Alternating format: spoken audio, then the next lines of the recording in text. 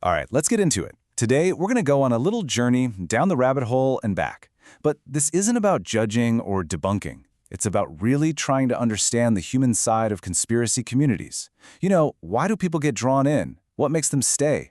And what, eventually, makes them leave? It's a pretty fascinating look at how we all try to make sense of a really complicated world. This quote from a former believer, it just kind of says it all, doesn't it? It really gets to the heart of what we're talking about. I mean, how does a person get to the point of actually thinking, let alone saying, something like that? It's almost never a sudden jump. It's more of a gradual slide. So let's trace that path, starting right at the very beginning. So step one on this journey is something researchers call a trigger. It's that exact moment when a door cracks open to a totally different way of seeing the world. And it often happens when we're feeling our most vulnerable. And what's really striking here is that these triggers, they're not some abstract big picture thing. They are deeply, deeply personal. Research shows that it's usually a major life event, a death in the family, losing your job, or just feeling profoundly lonely that acts as a kind of tipping point. These are those moments when our whole sense of control just gets shaken up, and that makes us way more open to stories that promise easy answers. A participant in one study really put it perfectly. They noticed this pattern in absolutely everyone they met in these communities. It was never about being smart or not smart. It was about having this deep emotional or, existential need that came from something huge happening in their life. This is kind of the fertile ground where those first little seeds of doubt can really take root.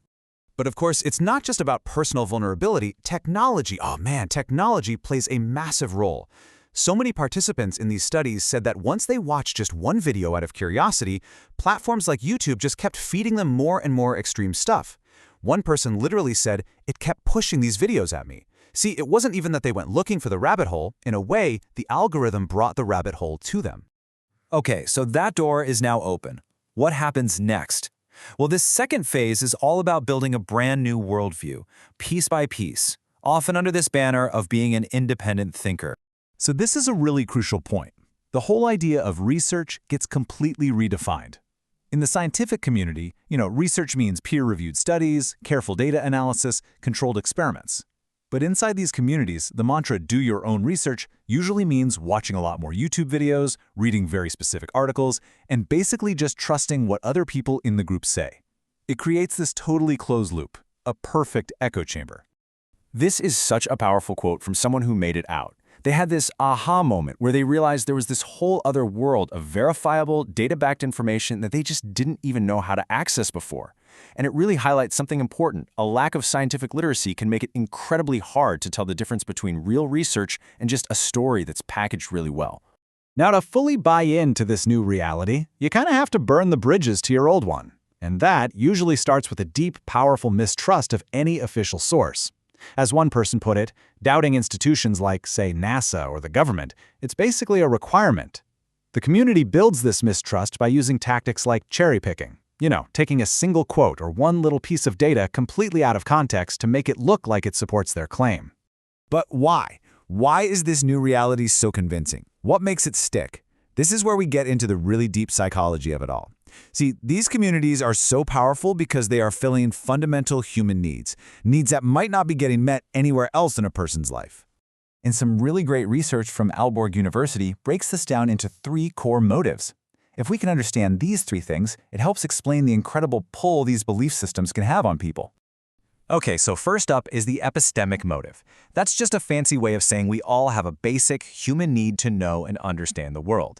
Life can feel really random, really chaotic, and that can leave us feeling totally lost. But a conspiracy theory, it offers a simple, neat explanation for everything. It connects all the dots, tells you exactly who the bad guys are, and gives you this incredible feeling of certainty. It scratches that deep itch to just have a clear answer. The second one is the existential motive, our need for control and safety. Remember those triggers we talked about at the beginning? Losing a job, feeling lonely? Those are moments where we feel completely powerless. Believing that you've uncovered some secret plot can actually give you back a sense of control.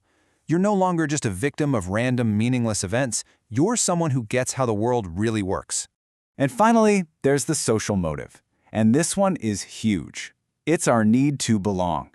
These communities offer an instant sense of connection and a really powerful shared identity. You're not just some person with an opinion anymore.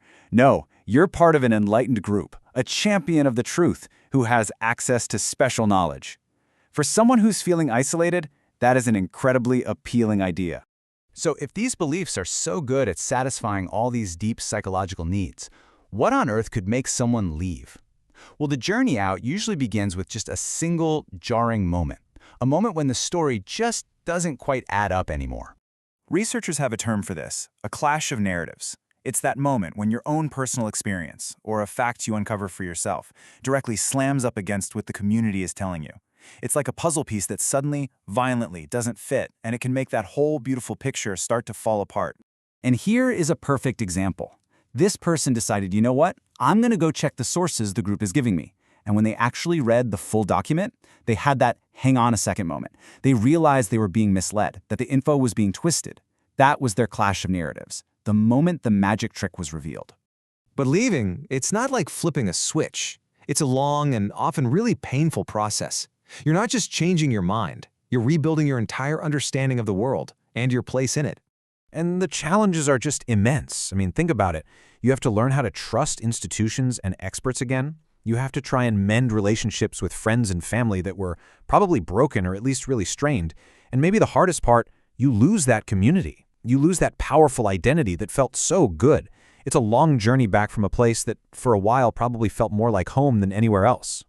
And that really brings us to the biggest takeaway here. The fact that these communities are so appealing tells us that they are meeting very real, very profound human needs. Our need for knowledge, for control, and for belonging. So maybe the most important question isn't just about why people fall down these rabbit holes. Maybe it's about what kinds of voids exist in our society that make these other realities seem like such a better place to be.